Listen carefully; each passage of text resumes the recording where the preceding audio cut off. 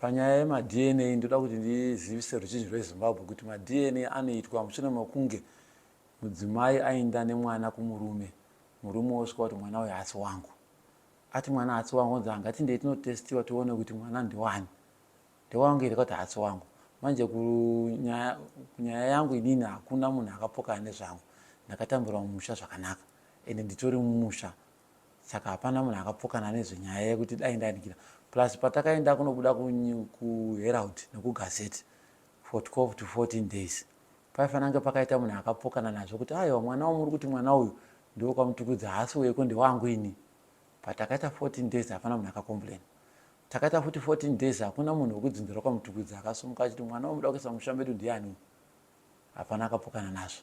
Kusvika tiite maaffidavit tiinde kuHigh Court kwatiri tangomirira kuti mutemo utipe birth certificate nechitupa. Itori nyaya iri kutonetsa izvozvo kuti vana baba vari kuti isusu hatina kuenda kuNewspaper kuti tinonyoresa kuti mwana ndewani. Mai vakaenda kuNewspaper kunoti birth certificate ranonoka kuchinjwa.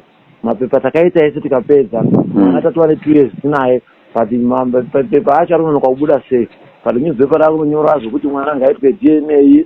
Mwana vaitobvunza kuti iwe ndewakatodaitwa DNA reka kuti ndiani apa.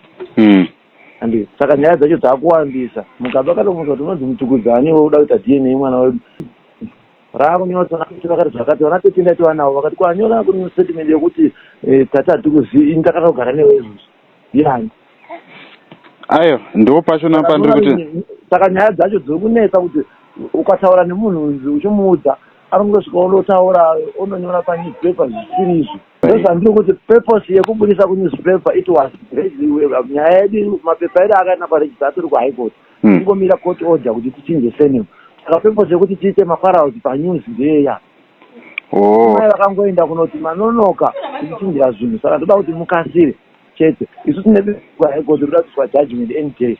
Uona zvemukuenda navatete vacho asi vane maaffidavit ari kuHigh Court ari kuregistrar kuti tichiri kuchinjirai mwana wedu chitupa. Zvinobuda sei izvozvo? Okay. Ayo ingori nyaya yekuti isusu inini pano kana kumana twana birth certificate kana pano court order. Alright. Kuti ari kunesana vati. Izvo nezvona ndina mudhara kumba mutauni. Ndomupereza kuchipatara kana muravi sakaenda. Akati ona indakanyora kuti mwana ndomuziya ka. Mutongo wandibvunza. Kuti zvimwe nyaya dzakunyorwa pazasi birth certificate dzaadzeita. Ngozi pepa rati kuHigh Court mai vakasainira dzezi kuti mwana ngatichitupa. Vatori nesignature yavo. Register jena vakasaina.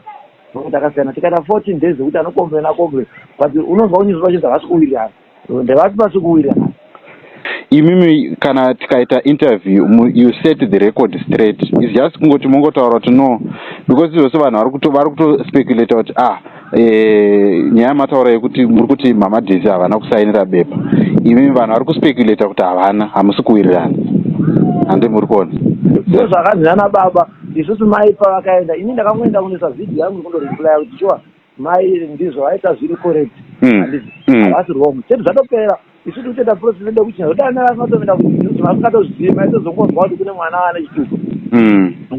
But so far izvii ndakatenda ndakataura ndikatopedza.